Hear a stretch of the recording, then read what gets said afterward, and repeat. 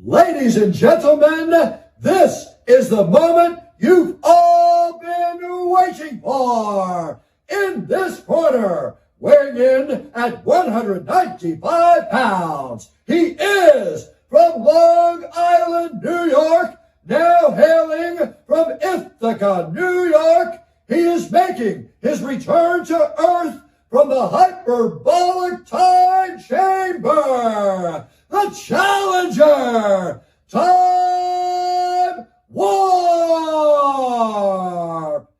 Always wrestling with time. However, from here on and forever, our time is now.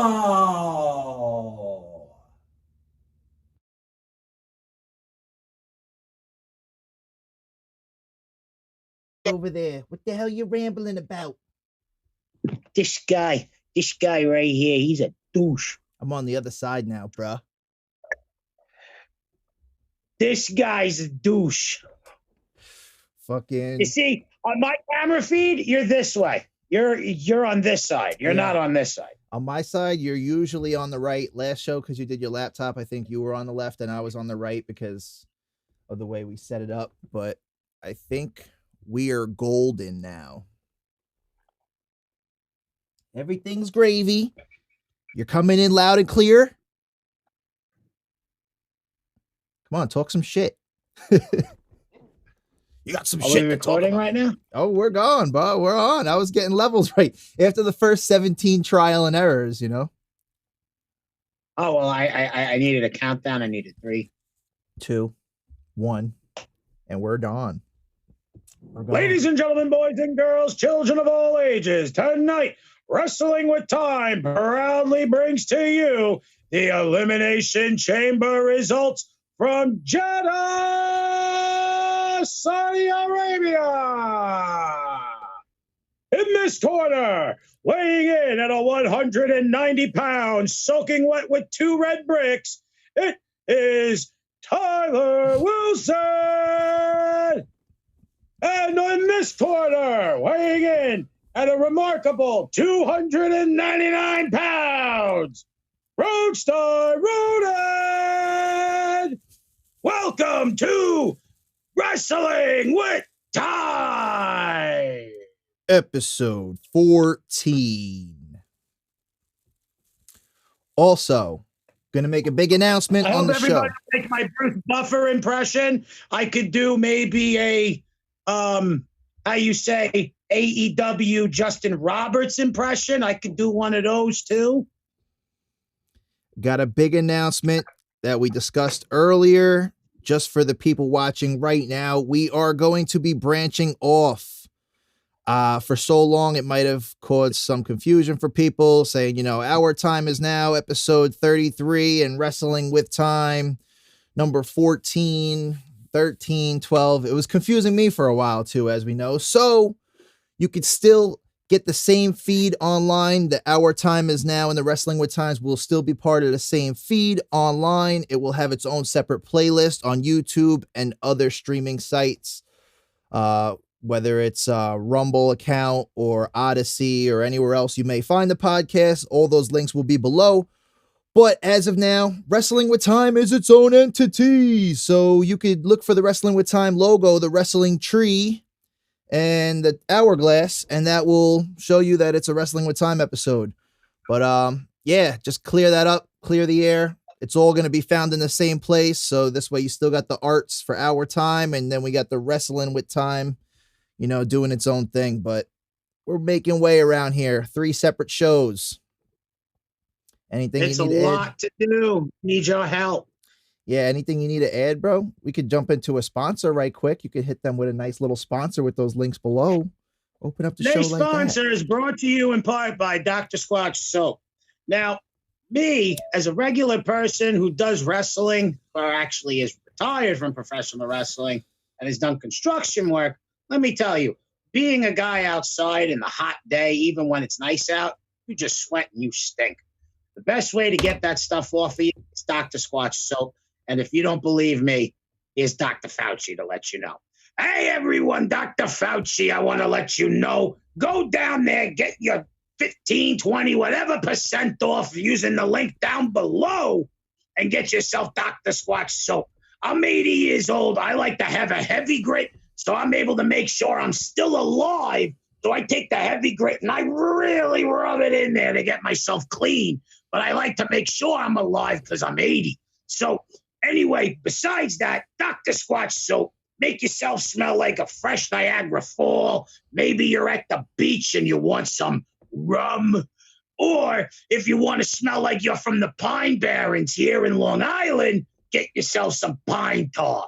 And always remember to check me out on TikTok at Dr. Fauci on TikTok, where you'll get the up-to-date news on COVID and also horse deworming products. Now back to the show. Alrighty then. You saw me doing my Fauci jerking 2 dicks. I was like, looks like he's jerking 2 dicks. I like bukkake. But fucking yeah, bro. So yeah, we jump into this review. We'll hit him up with the good old Saudi pay-per-view, or as we like to call them now, premium live event from Saudi Arabia, which consisted of Elimination Chamber. Hit him with it. All right, so Elimination Chamber started in the States really early. If you were like me on the East Coast, you're expecting the show to start at like 3, 4 o'clock like it usually would with a Saudi show. Nah, they started at 11 a.m., so I had to get my ass ready to watch this fucking thing. And let me tell you, it was on an overall, it was a good pay-per-view. I was wrong in my predictions.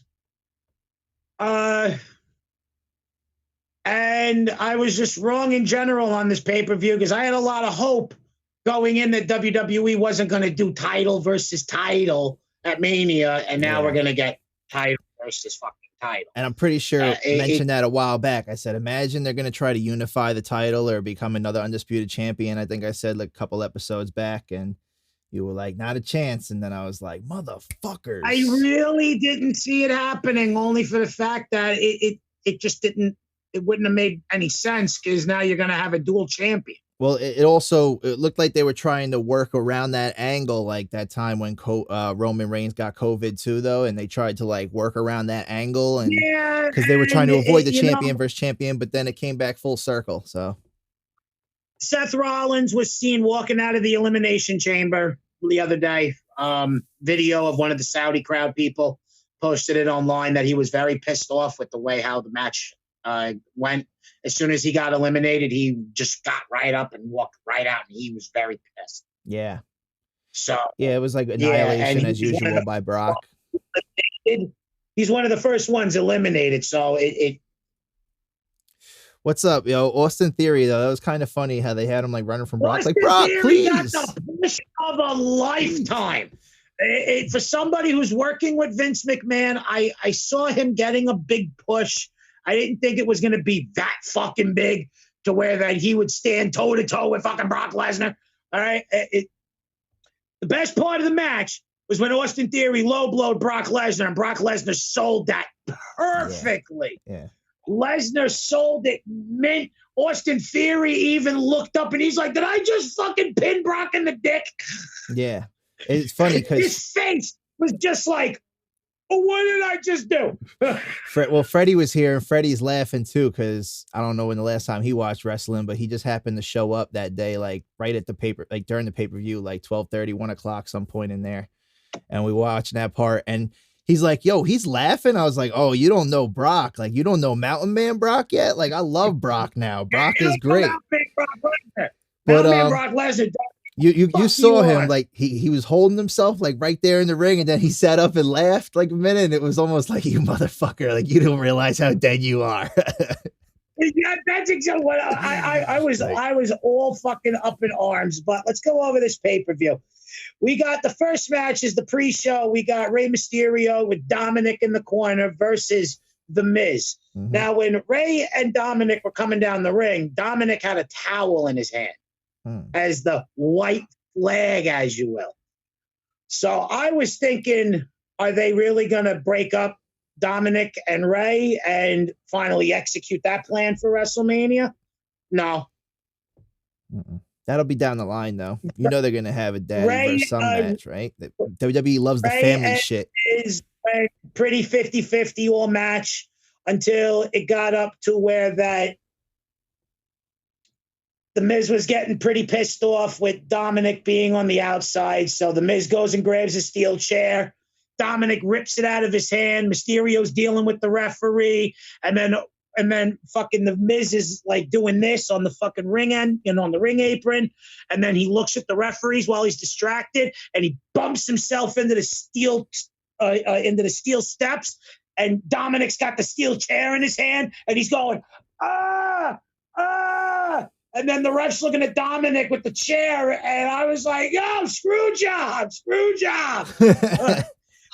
Fucking that infamous word. It all turned out great because even though that the ref was about to throw Dominic out of the fucking arena and everything, Ray ended up getting the upper hand, and they ended up doing their bit with the father-son 619, and that was good. It was a good ending. But when the Miz got backstage, the Miz gave a clue to WrestleMania. It's going to be Dominic and Ray versus the Miz and Logan Paul. Yeah, Logan Paul, really? Logan Paul's coming back for another year at WrestleMania. All right, hey, he was there last year. Yeah, this year. wasn't he actually the host or something? No, he did the thing with Kevin Owens and Sami Zayn last year. Oh, all right. But didn't he host like 1 year too? I thought he was the host of the WrestleMania that year, though. And the previous year before that, wasn't the host Gronkowski or something? The host was Gronkowski in 2020. Last year, I believe, was Logan Paul. Yeah. Yeah. They started doing this like WrestleMania host now. It's like how they used to have like the Monday Night Raw celebrity host. It all started at WrestleMania 30, and Hulk Hogan just came back. So it was Hogan's thing. And ever since WrestleMania 30, they have been having hosts. Yeah, well, I feel like that brings it back to the root anyway, because they wanted to incorporate that celebrity aspect that they've always been known for, like in the beginning of WrestleMania, like, like the first decade of WrestleMania, I suppose. And then like they kind of got away from it, I feel like, And had Donald Trump. He had Ozzy Osbourne. He had Cyndi Lauper. Yeah, he had fucking Mike Tyson. He had Liberace, I think, at one point. I actually know. I think Liberace was actually. When did that come back into play, though? Like WrestleMania Goes Hollywood, like 21, they started, or like shortly after that? 22. 22. No, 21. Yeah. But I was going to say. WrestleMania Goes Hollywood, 21. Yeah, WrestleMania Goes Hollywood. Next year. Yeah, they're going again. So they're planning for next year. I really hope they do that same thing, whether they do with the movie trailers. They should do that every time they go to Hollywood. Is at the SoFi Stadium, where it was supposed to be in 2020, but because of COVID, they ended up doing everything in Florida. Mm-hmm. So WrestleMania 39 is going to be back at Hollywood. It's going to be WrestleMania comes back to Hollywood, and it's going to be main evented by Roman Reigns versus The Rock. What are we on right now? 38? And it's going to be WWE champion walking in and losing to Roman Reigns to solidify Roman Reigns as the guy now. Yeah. What are we at now? We're at 38? We're at 38, and it's a 2-day extravaganza in Dallas, Texas. Yeah. I feel like it's been a 2-day. It's been 2-day. They've for the past couple since the pandemic. Yeah, of course. But pandemic changed everything. I think that first WrestleMania was the Taker's return match, right? That crazy shit they did with that AJ was his Styles. Last match against AJ Styles, which I loved. And that match. That was the first year in the pandemic, right? That was like 2020 WrestleMania or some shit, or 2020. So after the kickoff, we start off with the Universal Championship. Yeah, Roman Reigns versus Goldberg. Yeah. We all know how that went down. 5-minute match. The worst 5-minute match in history. Dude, you texted me like bullshit, and I was like, I'm gonna call him and tell him I knew Roman was gonna win. But it could have went longer than 5 fucking minutes. Yeah, but also once I knew that guillotine was coming, I said they're prepping this up so this way when it's Roman versus Brock, they'd be like, he knows a submission too, you know? What I saw was Roman Reigns getting retribution, thinking that Goldberg was Seth Rollins at the Royal Rumble because that's how Roman beat Seth Rollins. Yeah, I know. So now every time he faces somebody, he has to go to that place because Rollins brought him there. And they're going to do Rollins versus Reigns again sometime down the road again this year. Of course, bro. So they're going to incorporate all of that. Yeah. That's like saying like, well, they're going to have Triple H versus Shawn Michaels again, like back in the day, of course. Roman is a good 20-minute match, which ended in a double disqualification, which is okay. But you did the finish to last pay-per-view for this one. Yeah. I understand that the guillotine might have been the only way to get Goldberg not to continue, but you could have went a different route. You could have went at least 10 minutes and then at least hit the guillotine and not literally recreate the match from Royal Rumble to where that Seth Rollins had his hands right there at the ropes and couldn't get it and passed out. And then once he got his foot on it or whatever, fucking the ref just counted to 5 and it was a double DQ. Yeah, I mean, that's exactly what happened. Goldberg was right there. Goldberg couldn't get it, and then he passed out, and then the ref called the bell. Yeah, I was gonna say they almost had him like counted out though. Like there was a 9 count with Goldberg outside the ring. That's exactly what they almost did. Yeah, so I was like, you could have just at least put him to sleep outside the ring. 5 minutes. They could have put him to sleep outside the ring, though. I'm saying, like, you know, like the count, like before you wake up, is going to be 10 seconds at least. Like you could have put him outside the ring, put him out, and then did a count out also. But I knew done that too. Like there could have been ways that you could have left Goldberg looking strong, and Roman Reigns could have won the match without looking weak. Yeah. One of the ways is to have a double pin after the fucking spear that came out of nowhere. You could have had a double pin and Roman getting his shoulder up at the last second because that spear was all that Goldberg had. Mm-hmm. Yeah. That was the last spear he had left. So, you can write that very well to where that you can have, double pin, the last second, Roman gets his shoulder up, and then Roman wins the match because he's still pinning Goldberg. Mm-hmm. So it makes Goldberg look strong leaving, and it makes Roman look good for WrestleMania. Of course, yeah. But also, like, back to my joke, though. Which in storyline, the way how I would write it, is that Goldberg is just as good as Brock Lesnar. So if he was able just to squeak a win out of Goldberg like that, he might be able to do it. He should be able to. I know. Well, that's what I'm saying, bro. It's like, I got a submission too, Brock, Mr. UFC. I have a guillotine. Like, they're going to be like, oh my God, it's submission versus submission match. Or maybe they'll have a submission match eventually. Brock Lesnar rarely puts in the Kimura lock, and to be honest, he doesn't even do it properly. Yeah, I'm just saying. Well, he doesn't do it anymore, but I'm just saying, like, still, it would just be like a corny angle they could use at some point. Submission match. The match was bullshit. I enjoyed it, but the ending was bullshit. It was too quick. I thought it would for at least 10 minutes. No, yeah. Oh, you're talking about Goldberg and Reigns? Yeah, it's just overall. I liked the match, but I didn't like the ending. The ending was so stupid. I mean, they could have did a lot better for that match, especially when you're going all the way overseas for that. That was my attitude. And especially when you're paying Goldberg $500 million. Yeah, even Bill Goldberg and Brock Lesnar at WrestleMania 20, though, like, you could have did something like that. Like, that crowd ain't necessarily going to boo you out the building for being stagnant for a while and running out. Crowd is not going to boo you out like that. You just entertain them. They'll be happy. That's how it is there. But I'm saying overseas, they don't get to see WWE all the time. Like, we're unappreciative fucks here. But when you see that shit live, like, it don't matter, bro. It's Goldberg. I'm not going to throw boo because the match ain't living up to par. Like, just to see that match, to witness that match. I don't know. Maybe that's just me. But I'm only going to boo you if I hate your guts. That's it, man. Yeah. You fucking suck, whoever you are, the heel at that time period. You know what I mean? But our second match is the women's Elimination Chamber match. I kind of enjoyed it.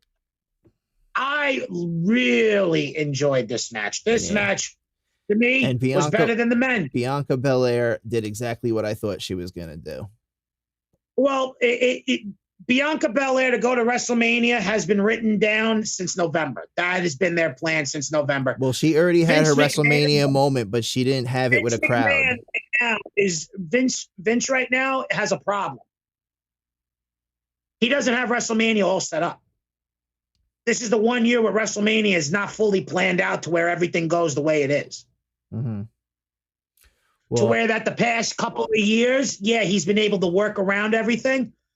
Usually, even after the pandemic, WrestleMania has been pretty much locked in stone for the plans in September of, the year prior. Mm-hmm. So there's about 8 months of advance, shit of what they're really going to do. They already had Bianca versus Becky Lynch planned technically since November, but it was technically planned since Becky came back at SummerSlam and won the title from Bianca Belair. Yeah, but I'm saying Bianca had her WrestleMania moment, but it was during no live audience. It was the Thunderdome or whatever. So this will be her first time in front of an audience. So they got to give her that shine again. That moment. What are you talking about? What are you talking about? They were in front of an audience last year in Florida. They had a live crowd at WrestleMania last year? They held it at the Citrus Dome last year.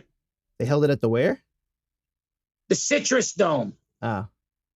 So it was only which is now called something else, but I know it as the Citrus Dome. 2 WrestleManias ago was the only one that they did digitally. I feel like they did 2 years digital.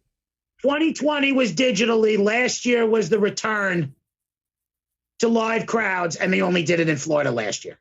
All right. 2020 was the only one that happened at the Thunderdome. I think because other than that, everything else was which in front ironically of the crowd. I've watched that one a lot because I liked a lot of the Hollywood effects, especially that Taker match. So I've watched that WrestleMania a couple times. Taker match was fucking phenomenal. We can do a whole nother pod, a whole nother episode on that because that alone, a good 30-minute match. Perfect from start to end. You got AJ Styles coming in the fucking coffin with the Druids, comes out, he's all and then after that he's sitting there calling out Undertaker in the cemetery. And shit was a fucking movie, bro. In the new fucking Metallica song and everything, which was fucking bad. That shit brought me back because like that shit is like what we wish. Like it was 2003 all over again. Not even 2003. I'm thinking even before 2003 because I'm thinking. That shit is shit we wanted to see as kids from Taker. Like Ministry of Darkness scared the shit out of me. Like when they threw motherfuckers up on a cross and shit. I wanted Biker Taker Stephanie back. Kidnapped Stephanie. I was like, this kind of brought me back to that time in life. I wanted Biker Taker back for the past 6 years. Yeah. But this has been. It would have been a great way to go out. You as 3. the actual badass who is an which the badass Undertaker is the legit Mark Calloway. But this Undertaker is all 3 Takers.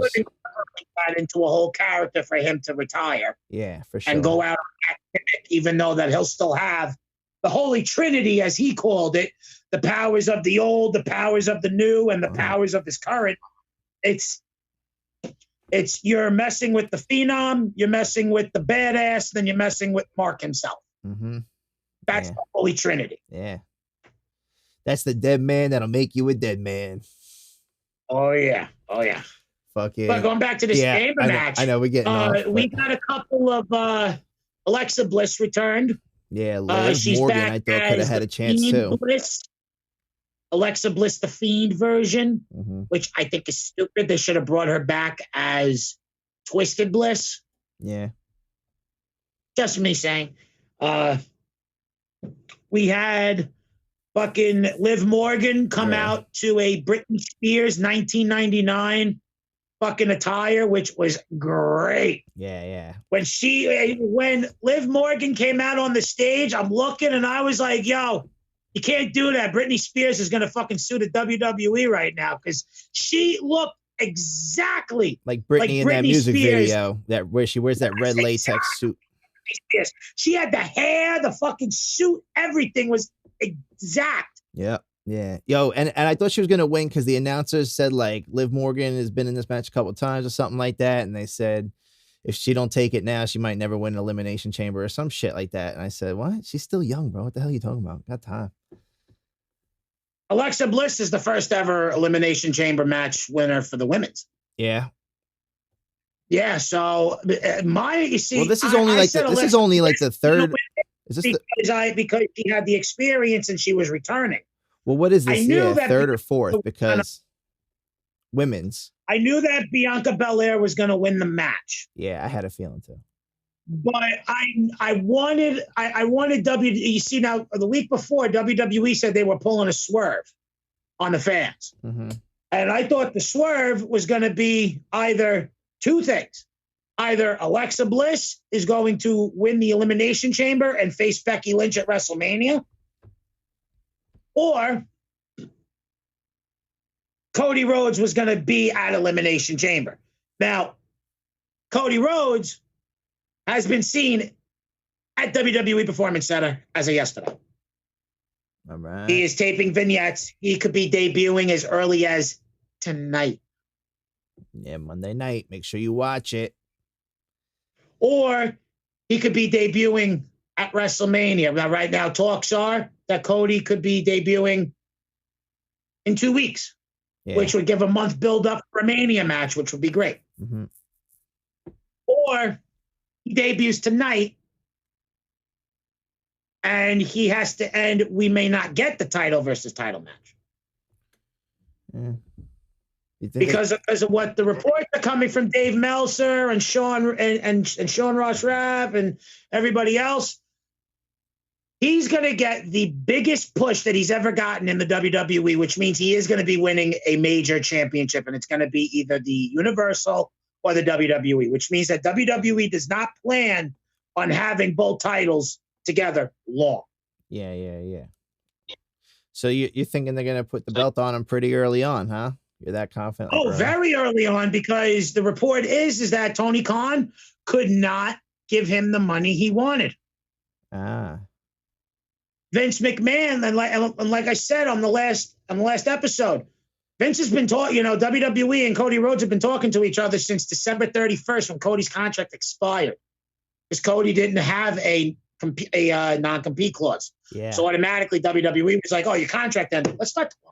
Because I'm trying to think, and I'm like, he wanted. Here is the real report: Cody Rhodes wanted CM Punk level money. Tony Khan's not paying it.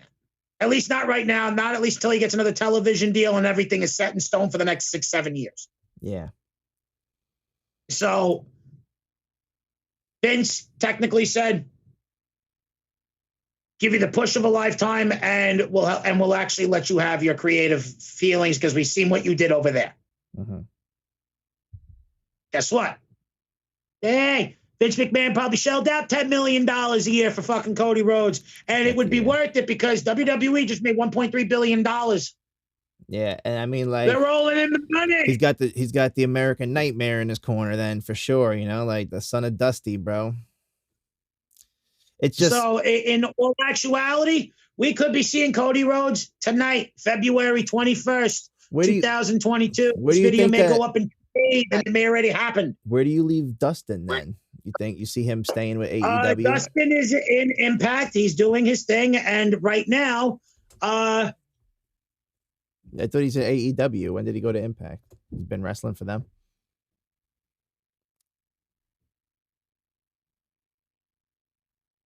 Mannequin challenge. Yo.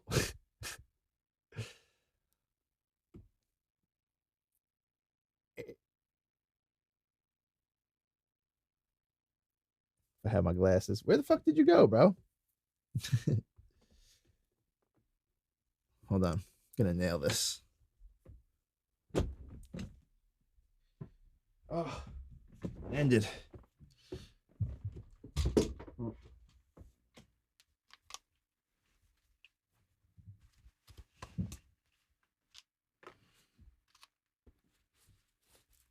Dropped his ass.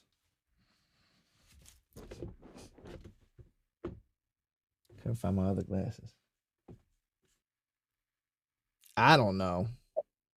Dude. That was just weird as fuck, dude. I don't know. It has never done that before. Huh? It has never done that before. Dude, you just froze like this? Hold on. I missed a couple calls from you. You went. And I was getting my glasses to match you with the mannequin challenge. I couldn't find my other glasses, so I was like, sunglasses will work. But yeah, Dustin. That's what we're talking about, I think. Are we in record right now? Yeah, we're going, bro. That's all right, good. I tried not to stop, but all right. Yeah, so to what I know, I had a tweet from Dustin Rhodes that their mom's in the hospital. So okay. Don't know exactly what. He may debut tonight. He may not. Oh, no. Oh, he was supposed All I know is that yesterday he was spotted at Florida. So. Wait, what do you mean debut? Where is he supposed to go? TNA, you said? WWE. Dustin? No, Cody. Oh, no. I said Dustin. I said, you think he's going to stay in AEW? Then you said he's in Impact. And I was like, yeah. Dustin's staying in AEW. He's okay. Yeah, that's what I thought. But I was like, because Cody kind of got him there. Like he bought him over, you know? Then Cody's like, I'm back at WWE now. See you later, bro. Dustin was going anyway. It only made sense so that he could be who he wants to be. Yeah, for sure. Instead of getting the horrible TNA angle we got with him called Black Reigns. So. Okay. But all right, so yeah, I mean, you had Belair picked for this match. We I had Alexa Bliss for this match, but I knew Bianca was going to win. I wanted WWE to pull the swerve. Yeah, I had a feeling once Bianca came out, I said, yo, she's got this in the bag. Because WWE did say 2 days before, hey, we're pulling a swerve. And I thought the swerve would be either Cody Rhodes debuts or Alexa Bliss wins the fucking Elimination Chambers. That's the only way how you're going to pull a swerve on anyone. Yeah, I mean, or I thought Liv Morgan by what I guess the swerve announcers were saying. Because it ended up being Austin Theory versus Brock Lesnar at the end of the Elimination Chamber match. So that was the swerve everyone got. Yeah, another bullshit ass match where they got Bobby out of there, though, because they didn't want him to face each other. Yeah, we got to that ending. Austin Theory? Yeah. Fucking awesome now. I'm saying he's awesome. They pulled a lot of shit out of there. Austin Theory is going to be my number one, the wrestler that I'm going to watch this year. He is the guy to watch. Yeah. I am sorry. He is. If you want to know who WWE is going to be making a star into next, Austin Theory. Trust me. I've been hearing a lot about him now for a long time, and that was the first time I really seen him. He is fucking funny, Austin Theory. He is funny with the selfies and everything. I did laugh when he was apologizing to Brock. I said, and the camera caught him apologizing. I was like, fucking guy. So we get a really good match. We get everybody getting all their shit in. This women's chamber lasted pretty long, which I was pretty happy about. Oh yeah, that was my initial question. What is this? The third or fourth chamber? Women's. Third? Is it the third? Because I think it's the third or the fourth. Women Evolution was what, 2018? This is third, but it's the first one in Saudi Arabia. Okay. For men or women. Okay. Yeah, no, I was just figuring. I was like, 2018 was Evolution, and then I don't know if they did the Women's Royal Rumble that same year, or they waited a year and then did the first Women's Royal Rumble. They did the first Women's Royal Rumble in 2019. Yeah, so that was the year after. Evolution was in 2018, the end of 2018, I think. Evolution was in October of 2018, yeah, and then so then they did the first Royal Rumble in 2019. But yeah, from Evolution on is when they started giving the women all their own matches, like their own Elimination Chamber, Royal Rumble. And, WWE has been behind the bar on it. And Money in the Bank. What else they got? The first ever women's Money in the Bank was won by James Ellsworth. It was won by a dude. So. Could be mistaken for a bitch, and though. It's officially on the record books that he won it for Carmella, but legally, in defining aspects of a woman's career. Money in the Bank match, the first one was James Ellsworth. That's the highlight of that guy's career. It was like, I was a world champion at one time. Oh, yeah, I didn't know you got the Intercontinental title. I was the women's champion. Thank you very much. No, I won women's Money in the Bank. Oh, yeah, Money in the Bank. Never mind. Yeah, I won women's Money in the Bank for my girlfriend. All right, either way, man. He could have been champion too. You never know. There were serious talks about him becoming WWE champion against him and AJ Styles. Didn't Santino Marella do Santina Marella for a while? The WWE champion for a while. Was Santino ever women's champion? As Santina? No, but Santina won Miss WrestleMania. Ah, Santina. Oh, another man won another woman's first in WrestleMania history or wrestling history. That's insane. He was an entertainer though, man. That dude was hilarious. Santino is hysterically funny. His daughter is in the WWE Performance Center right now, so we may have another 3 years and until we get Santino's daughter. Yeah, he had a hell of a character. That was the whole thing. His character was great. One of those guys you can hate him or love him or just laugh at him or whatever. But his charisma. accent was great. His accent was great. Yeah, for sure. But okay, so yeah, Belair takes this match. We'll be talking about other wrestling all night. At the end, so that surprised me. I didn't, I knew WWE was going to keep Alexa strong, and that's why I said the swerve would have been Alexa Bliss winning the Chamber match as one of them. But they got Bianca Belair to punch her ticket to WrestleMania. Good for her. She beat Alexa Bliss clean with the KOD 1, 2, 3. Good for Belair. She gets another WrestleMania moment. Good for her. Yeah, bro. It's dope. What do we got next on the card? Our next match is probably I want to say it was a decent match. Not Lita's match, right? Yet. No, it's not Lita's match. There's one more, and then. No, it's this match. Then it's Lita's match. I'm just trying to remember who it was. It was so many fucking matches for that show. Trying to remember. I think it was Baron Corbin and Madcap Moss versus Drew McIntyre in a 1-on-2 handicap match. Oh yeah, okay. Madcap Moss took a fucking bump. I missed that match. Let me tell you. Drew McIntyre hit a reverse Alabama slam, and Madcap Moss was supposed to do a face bump when he went down, tuck his neck in, and he fucking almost broke his neck when fucking Drew McIntyre dropped him. Yeah. Like cringeworthy. Here's his neck. Look, here's his neck when he takes the move. Here's Drew McIntyre. You see where his neck is right here? Yeah. Drew McIntyre does the Alabama slam. Boom. Lands on his head like that. Yeah. He literally went like, ugh. Oof. Yeah, I can feel it. Oh, no, when that happened, seeing shit like that, you could feel it. I was like, oh my God, I would literally be sitting there in the middle of the ring going, Yeah. Nah, fucking, I missed that match. That was when Freddie got here, actually. Right away, going, motherfucker, I can't. I understand there's certain protocols to finishing a match, but your health is number one. Yeah, always. But still. I'm surprised Madcap Moss continued. He's had further diagnostics and dialysis things or whatever they call it. I'm a doctor. I don't know any. Diagnostic testing. Fucking. And he seems to be okay. Who won that? That there's nothing wrong with him. Who won it? Oh, Drew McIntyre by fucking swinging the shit out of Angela at fucking Baron Corbin. Yeah. Baron at the last 30 seconds of the match kept interfering with Drew trying to pin him. Finally, he takes Angela out of the corner and fucking Baron Corbin starts running. He goes, wham! He fucking did a whole circle, literally tried to fucking get him. He missed him by maybe like that much. Yeah. And he just puts his foot on top of Madcap Moss and just points the sword at him like this. And then the 1, 2, 3. Yeah.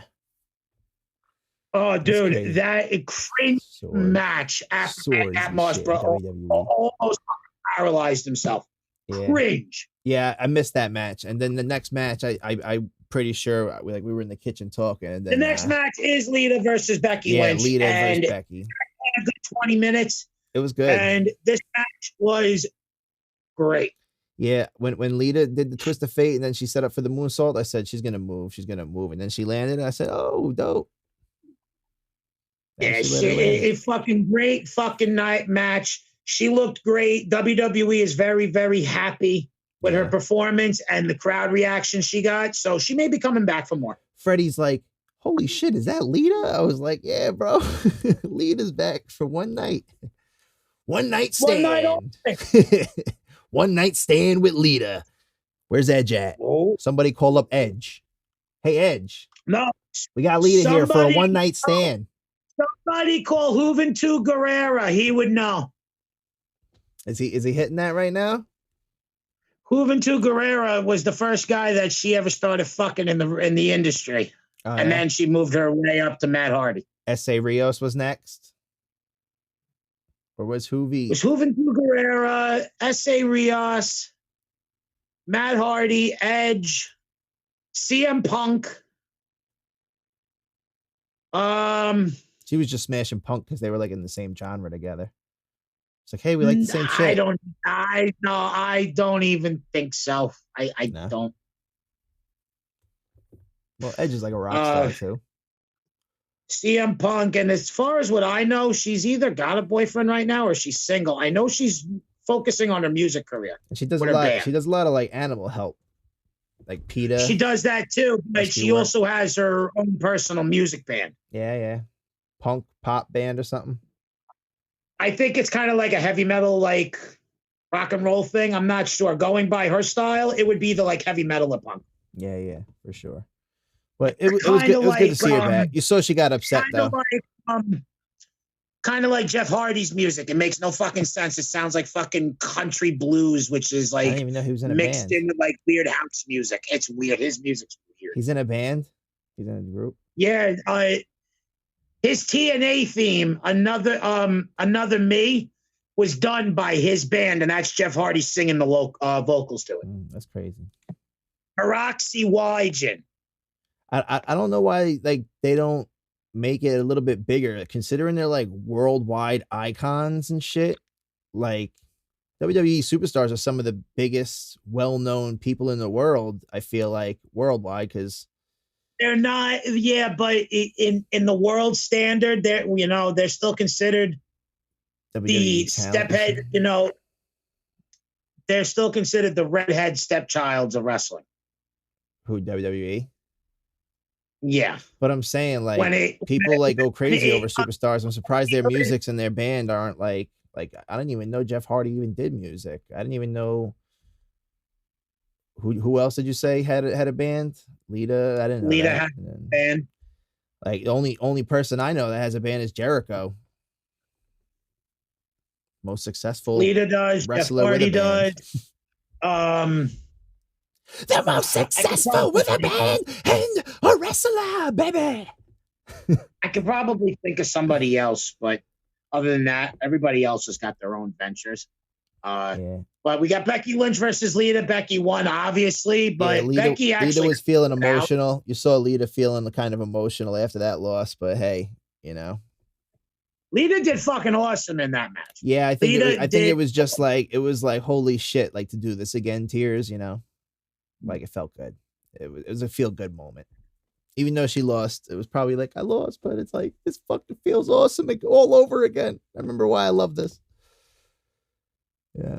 Then WWE does the montage for The Undertaker for him to go into the fucking Hall of Fame. Yeah, that was dope. It was a 5-minute package. It was long. It was dope, though. But it was worth it. Yeah, it was fire. I mean, his documentary, Last Ride, was. I feel like I'm missing a match, but I'm not. So the next match is the Usos versus the Viking Raiders. Never happened.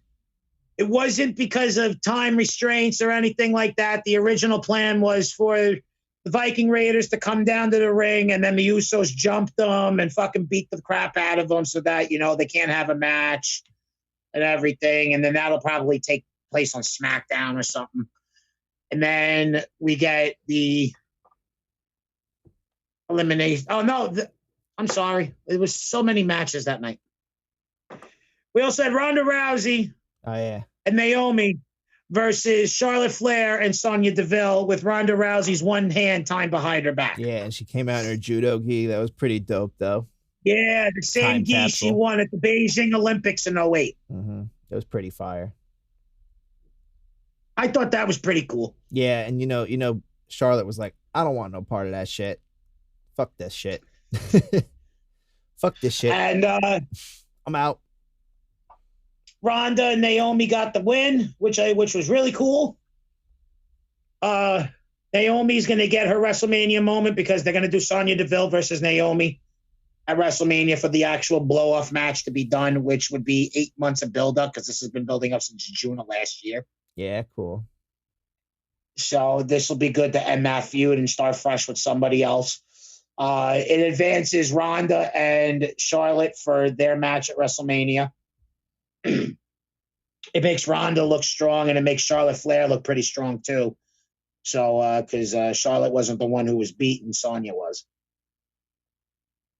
So that's going to be a good match at Mania. And then, and all the other matches. It was just so many matches. It was such a long paper so early in the morning. It was. I wasn't expecting this. I mean, I wasn't up for the first match. You called me at 11. I missed that. Like I said, Dominic 11 Ray, a.m. I never even seen him. You at 11 a.m. It's usually 4. Yeah. Yeah. But anyway, now we get to the main event. We get to the WWE Championship Elimination Chamber match. Yes, sir. Everybody enters the pods. Everybody gets in the ring. We start the match off with Seth Rollins versus AJ Styles. Pretty good to start the fucking matchup. Next, we get Austin Theory in. Then we're supposed to get fucking, hold on. In the match, I have to remember exactly everybody. Brock Lesnar, Bobby Lashley, Austin Theory, Matt Riddle. All right, so it goes Seth Rollins, AJ Styles. Austin Theory gets in. Mm-hmm. No, I'm sorry, Matt Riddle gets in. Mm-hmm. Then Austin Theory gets in.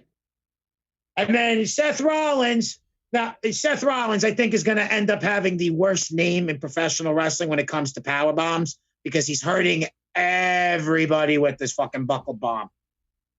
He takes Austin Theory and buckle bombs him into the fucking Elimination Chamber door, and it knocks Bobby Lashley out.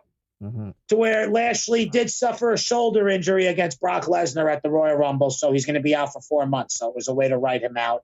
And the way to in the way to advance him and Brock Lesnar in another match. Yeah, at a later date, of course. Because it's all part of the WWE ploy. has said that they are going to do Lashley versus Lesnar again sometime this year, and it will not be title for title. It won't be for a championship, to my knowledge, right now. So it writes him out for storyline issues, and it gets him to get the surgery he needs.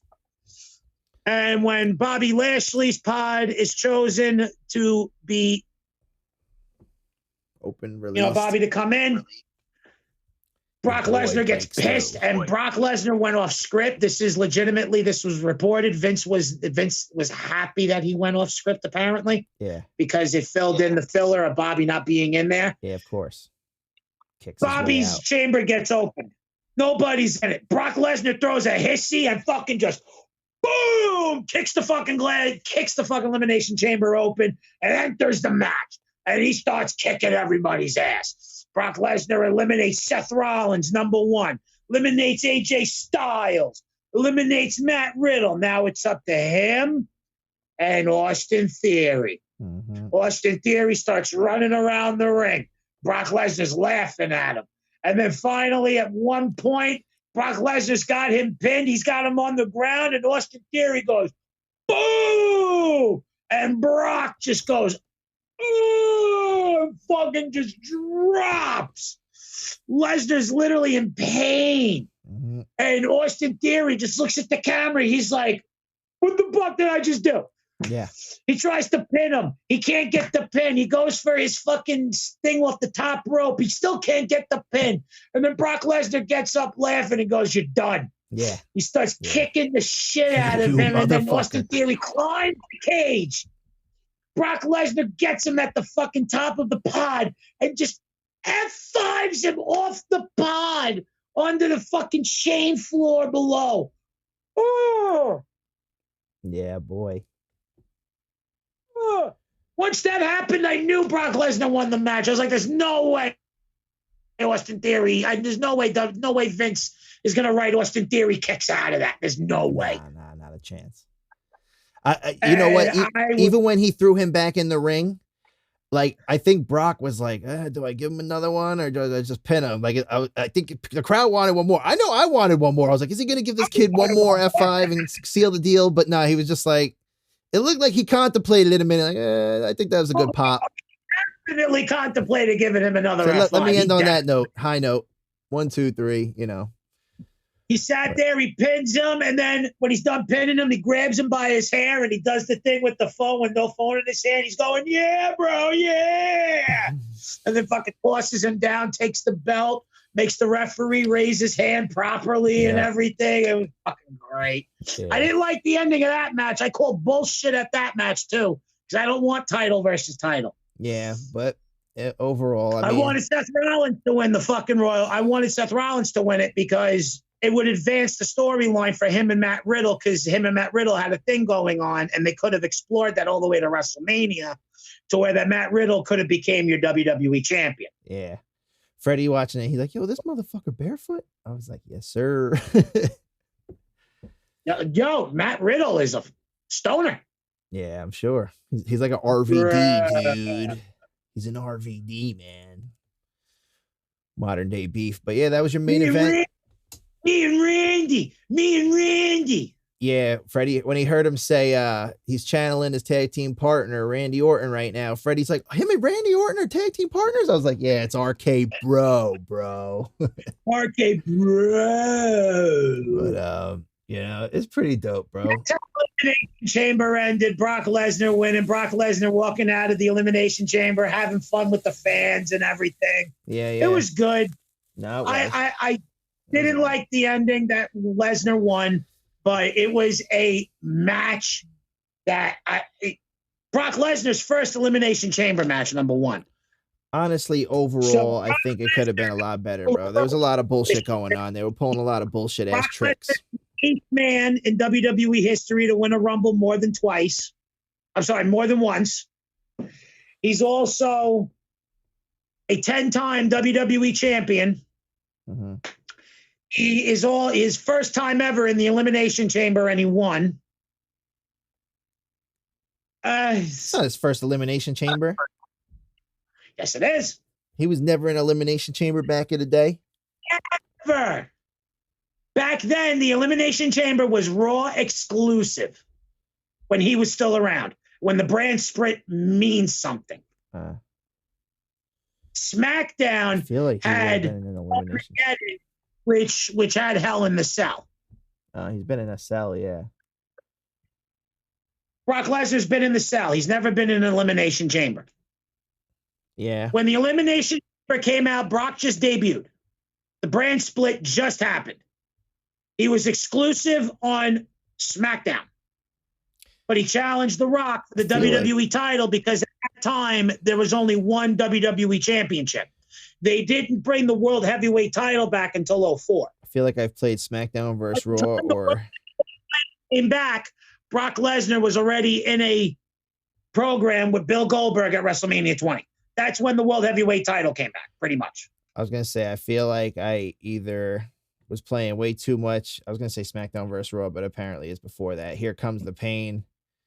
Or what was the other one? Shut Your Mouth so much that I thought he was in it. Shut Your Mouth, Just Bring It, and Here Comes the Pain. Shut Your Mouth, yeah. Just Bring It was first, right? Wasn't Just Bring It like the first one? Just Bring It was first. PlayStation 1, Fred Durst in it.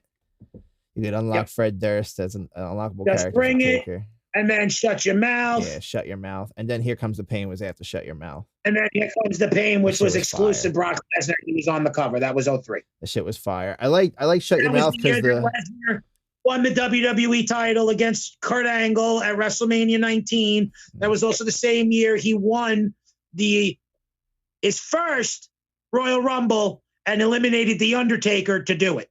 Yeah. Fuck it. I feel like those games were the shit. I just don't remember if they had Elimination Chamber in them yet. But I like the back. Yes, Here Comes the Pain did. Here comes the Here pain. Comes the Pain. Shut your mouth in it. Shut your mouth. I liked how you could run backstage though in that game and have a match before your match and do all that shit. Take the train, go to I don't care. see I the like fans. the fact that you're able to do that just in a regular match alone. You could just run backstage. Yeah, I know, but I like that walk around before you head to your match, and then you had the option to go to your match later. But you could walk up the test in the hallway. He'd be like, "What are you looking at, bitch?" And you throw a punch at him or some shit. That was the best fucking game, storyline wise. Yeah. Was that NWO also storyline? Was that the NWO storyline, or was that Here Comes the Pain? I think that was Just Bring It. Just Bring It. No. Bring It. No, No, shut your mouth. Yeah, shut your mouth. Yeah, I didn't really play Just Bring It too much. Eric and Anthony had Shut Your Mouth had the NWO in it. And then when Here Comes the Pain came back, when Here Comes the Pain came out, they had the option for Hulk Hogan to be in the NWO attire. Yeah. That shit was fire. That story. That was the only option they had for the NWO, and Here Comes the Pain was just the Hulk Hogan attire for Hollywood Hogan. Okay. Either way, you could have Hollywood Hogan, or you could have Hulk Hogan. There were two different. We could go on forever with video games, which is why I really want us to do No Mercy, 1999. And fucking, because that's based off the video game. That's the one that's based off the video game. Or is it No Mercy 2000? I have it written down. I think it's 1999. Is what they based. I want to see Chris Benoit come back from the dead and have a fucking match against fucking somebody from today. Well, you can. Chris Benoit versus Daniel Bryan confirmed. Who? What? Chris Benoit versus Bryan Danielson confirmed. Yeah. LaBelle Lock versus Crippler Crossface. It's the same move. Yeah, well, he influenced a lot of people, bro. You can't really delete a legacy or something. Anybody who was an Eddie Guerrero fan was a Chris Benoit fan, 100%. Yeah, I know. And I'm just saying, it's hard. You grow up watching somebody your whole life who's a superhero, and then just because the business forgets about him, you can't forget about him if he was a huge influence to you, whether he was the hero or the villain. It's even if it's revealed to you later on, it's just Chris Jericho had fucking Nancy's sister on Talk is Jericho back in 2015, 2016. Yeah. Talk about the anniversary. It was the 10-year anniversary. So it was 2017. Saying influences, inspirations, a lot of that shit. We don't even know the full story. And Chris even said, he goes, a lot of the wrestlers today looked up to Chris Benoit and Eddie Guerrero together also. So WWE does need to acknowledge that. He even said it. He's they should acknowledge the fact that, hey, he did work for us. Mm-hmm. But at the same time, you don't glorify what he did. Warning before they show any Chris Benoit matches going, this man was a professional in and out of the ring when it came to his coworkers. But besides what happened to the untimely events that happened at the end of his life, we are only honoring the career of said man, not the life of the man. Mm-hmm. And that would be a great way to do it. And even Nancy's sister said they're slowly bringing this stuff back, but it'll be a long time before they ever do that. To where they said, look, we are gonna celebrate his career because he had a very legacying career that would have made him a definite Hall of Famer career-wise. Had he not done that thing. He not condone what ended up leading to the final days of his life. Mm-hmm. And what happened afterward. We do not condone any of that, but he did work for us. But also, I'm saying, this is all he knew. We have to know what that trigger was in his brain, whether it was CTE or some sort of deterioration, years of taking headbutts. Rumor is that Nancy wanted a divorce. Yeah, and he probably lost it. But was he on drugs? Paperwork. The night she gave him the divorce paperwork was the night that he killed her. Mm-hmm. And then the next day, he killed his son, and then he killed him. Mm-hmm. So that was the biggest rumor, was that she wanted a divorce. They just couldn't work it out anymore because he was getting violent and everything. Mm-hmm. That's also with the CTE, but it also with the amount of steroids he was fucking taking. Because I'm saying drugs, temper. Yeah. So, Rage. So to me, I would like to believe that what happened with Chris Benoit, Nancy, and Daniel was that Chris got divorce papers, triggered a roid rage in his head. He accidentally killed her, knew what he did when the roid rage calmed down. Then he had no choice but to kill his son and kill himself. I mean, he did have a choice, though, if you think about it. That sounded Not silly. He realized what he did, so he had to kill his son. He had no choice. You got a choice. Like, just go to jail or kill yourself, bro. He doesn't know what jail's like.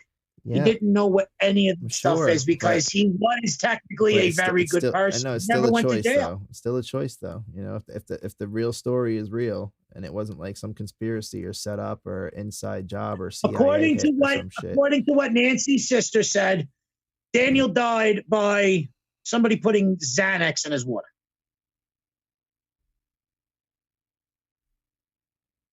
Chris Benoit put Xanax in his kid's water and dissolved it. That's really the report. I thought it was also like a strangulation too, like almost. He gave him the Xanax while he was killing him, so that he wouldn't know, so that he wouldn't feel it. Xanax is a sedative. It can knock you the fuck out. I know, but didn't he strangle him? He did strangle him, which means that in order for him to strangle him without making no noises, number one, sedate the motherfucker as much as you can. Two, put a pillow over the face and then strangle so that no other noises can be heard. But he had that choice not to do that shit, though. Yeah, like dude, for all we know, he probably never snapped out of the roids until he found out his son was dead. Yeah. And then that's when he hung himself. Yeah. I'm saying it was all a series of occurrences, but still, dude, I don't know. I don't think I could ever like a big rumor was that fucking Kevin Sullivan fucking paid somebody to come in and kill everybody. Yeah, that was one of them. For Kevin Sullivan was asked that question and he goes, I had nothing to fucking do with it. The fuck you talking about? I wasn't even around. I mean, but you never know. You never know. No, Kevin Sullivan's totally clean with him, and that if anything, what I'm going to believe is that either two options, either A, he fucking ended up, he was served divorce papers, fucking steroids kicked in. He went on a fucking steroid tirade for 2 days. And when he fucking snapped out of it that Sunday morning, he probably looked around the house, noticed that Nancy was dead and his son was dead. And he was like, and then he realized that he did it and then killed himself. Because one, he wouldn't want to be going to jail for a double suit, for a double murder and everything. So in his eyes, the only other way to escape it is to kill himself. He wouldn't have to live with it for the rest of his life, sitting in a jail cell to where he probably would have killed himself in jail anyway. Yeah, I don't think he would have been fit for Chris jail. Chris Benoit would have done a 25 to life sentence if he didn't kill himself. 100%. Georgia law, he would have been killed for 25 to life for doing that. And plus also, you're killing a kid. Yeah. Georgia doesn't take kindly to those rules, including back then in 2007. You fucking killed a child back then in Georgia where it was really conservative. Isn't it 06? Oh, holy motherfucker. You got 25 to life. Isn't it 06 though? He died 07. That was 07. He died in 07. When was Eddie? 04, 05? January 19th, June 19th, 2007. I'm sorry. 2007. Was it June 19th or June 24th? No, June 19th. What year was Eddie though? 05 or 06? November of 05. Okay, I was gonna say I thought he was a year before Ben. November 7th or like November 8th. It was like right around the beginning of November. Probably even could have been like after like the 15th. Yeah. Crazy shit. But yeah, I don't know, man. I still think it could be a conspiracy. Who the fuck knows? Anything could be a conspiracy. Triple H left Stephanie McMahon to become the head where he is today. So that's why he left China.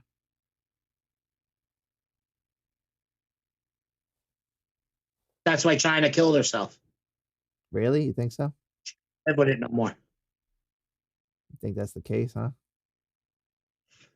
I really don't know. I don't know. There were reports. There were reports before China died that she went to Rowdy Piper's funeral. She saw Triple H, and Triple H wanted nothing to do with her. He walked away when he saw her and everything, and it made her really upset and pissed and everything because she went there to pay respects to Roddy and bury the hatchet and everything with Triple H and Stephanie because it's been over 20 years. Like, who really cares? But then when Triple H saw her, he just literally just walked away.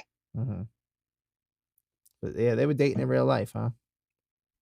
They were together, I think, from like 92 or like 94 to like 99 or whatever. Yeah, crazy. Hunter, she said. They pretty much came into the WWE together at the same time as like Triple H came in, and I think like 3 weeks later, China came in. Yeah, for sure. Hunter was on the hunt. Said, I'm going to the top of this food chain. And I don't give a damn who I have to take down or who stands in front of me that I have to go through to get there. Ironically, China got a lot better looking as she got older. Yeah. Mm-hmm. She was jacked when she was in her 20s. Like, no offense. Yeah, she was a badass bitch. Yeah. But she looked like a dude. Yeah, she always had a nice ass, though. Always. She always had a nice ass. I was always like, damn. But after like 2012 and 2013, she started not getting all those Botox and she started was she still working out. She was still wrestling around then? She was getting ready for a comeback. I believe when she died, I think she was getting ready for a comeback. When did she die? 2013, 14? 2017, 2018. 17, 18? No, it had to be way before then. 16. Nope. 17? Nope. 17, 18. Damn, I feel like it wasn't that long ago. I mean, I feel like it was a little bit longer ago. I thought I was still living. They inducted her into the Hall of Fame in 2019. Well, I thought it still happened when I was on the island, like working at the chimney company. Like she 13, 14, died 15. In 2017. She was inducted in 2019 with DX into the Hall of Fame. I was at that induction ceremony where she got inducted. I was there. I would know. All right. It was a post-mortem induction because they didn't want to induct her by herself because of the porn career that she had, but they decided to induct her with DX. Yeah, still, who cares? Should have did it. What about Val Venus's porn career? He's going to make That's why Val Venus isn't mentioned in WWE anymore. That's why he's not what? That's why he's not mentioned in WWE because they're actually ashamed of some of the gimmicks that they've done over the past. Who cares? It's porn. Fucking everybody watches porn. Vince Russo is the one who created the idea for Val Venus. This could be the worldwide porno entertainment. Huh? Val Venus has even said that Vince Russo gave him that gimmick. Yeah, it was dope gimmick watching that shit growing up, though. It was a really good gimmick. Like, Vince Russo's got some good ideas. Godfather. Like Jim Cornette says it the best. Ho Train, one of my favorites. Jim Cornette says it the best. Vince Russo will shoot 100 ideas out of them. Out of 100 ideas, Vince McMahon will pick one and he'll really like it. Mm-hmm. That's what Vince Russo does. It's 100 ideas until one. Like, what if we make a fucking porn star? We make a porn star wrestler and he's banging Ken Shamrock's sister and everything. It's a great idea. Look, what if we had a porn star wrestler who videotapes kind of like the Big Lebowski, bro, but we call him Val Venus, and he kind of copies the Big Lebowski, bro, but he's a porn star. He's the Valboski. And then later on, we can run an incest angle, bro, with Ken Shamrock and his sister. With Val Venus getting in between of it. So, bro, money writes itself, bro. Did I not mention earlier? WWE loves that family shit. Bro, I also not mention we're going to take racial injustices called Kai and Tai, bro, and we're going to have them chop off the Big Lebowski's penis live on TV, bro. We're going to commit a real neutering, dude, bro. Yeah, we're gonna choppy his pee, bro. Yeah. What was that, bro? What pay-per-view was that? We covered that. I think that was Bad Blood in '99. I feel like we covered that though. We've talked about that before. Choppy your pee. That was a Vince Russo moment. Yeah. Well. Choppy your pee. Well, we thank you for your service, Val Venus, and for all those we're gonna have imaginary sex tapes that we thought we would have seen, but we never saw because they never existed. Hello, ladies. But time to get on the set is in 5 minutes. What was her name? Ken Shamrock's sister, Ryan, right? Ryan, yeah. Shamrock.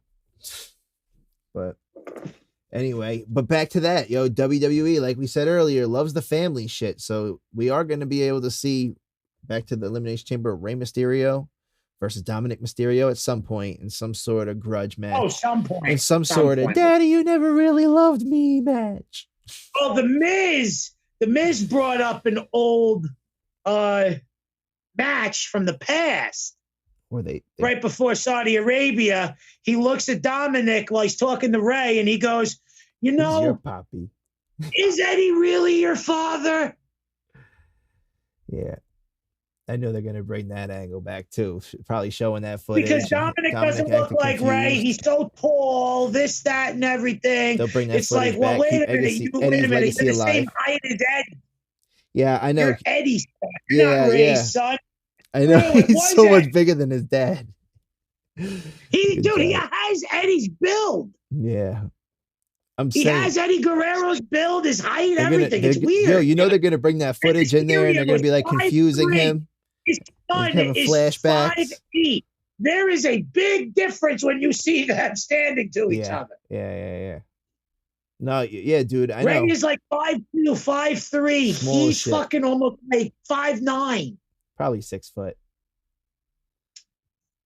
Probably at least 6 foot, Dominic. 5'11", 6 foot. He is definitely Eddie Guerrero height because Eddie was even taller than Ray. Eddie's your puppy. It comes out. I am your puppy. I've been your puppy all along, Dominic. They find a tape that Eddie pre-recorded and said, "I knew you would find the real truth one day." Yo, if that would have been great. Now that you say that, they could have done something like that. If they knew Dominic was going to wrestle 10 years later, 15 years where later. The Miz could have cut something out from that promo that Eddie did before SummerSlam, going, after I win, I'm your dad. And then after that, he just cuts that out, going, I'm your dad, Dominic. Yeah.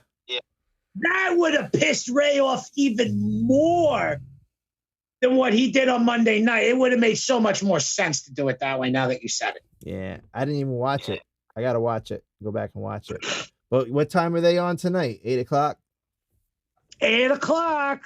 Only on? Might be on Peacock also. Yeah, Peacock. That's where I watch it, on Peacock TV. What channel's it on besides? Like USA still? It's still on USA Network, baby. Still on USA Network. I don't think you see that on Peacock. Does it show you it when you're watching it live? I don't know. I might watch it. I'll probably watch it tonight, make a pizza. Got an early day at work tomorrow, though, so 9 to 5 week all day with the schools closed, so it's like daycare. On that note, I got things to do, so this will wrap up. All right. Today's episode of Wrestling with Time. Episode 14. Like I said, own entity now. It's going to be its own thing, but you can still find it in the same places. All the links below. Follow me at Dr. Fauci on YouTube and Dr. Fauci on TikTok. Get all the exclusive up-to-date things from the CDC, Wuhan lab, and even the fucking NHID, which ironically Dr. Fauci's wife is the CEO of currently right now. So you can follow me there. Also, go to Rand Paul's website, go to Fire Fauci, donate $5, $10, $15, $20, even a penny, anything just to get this motherfucker gone and arrested. It really helps the cause. And also go to louderwithcrowder.com, support the fight. Big tech's here, and they're trying to censor everybody. That's why we're on Rumble. That's why we're on alternate accounts on different platforms, because YouTube one day will censor everything that we are saying or doing, because we have the right to do what we want to do and say, and they want to take that away. And with that, we are out. Salute.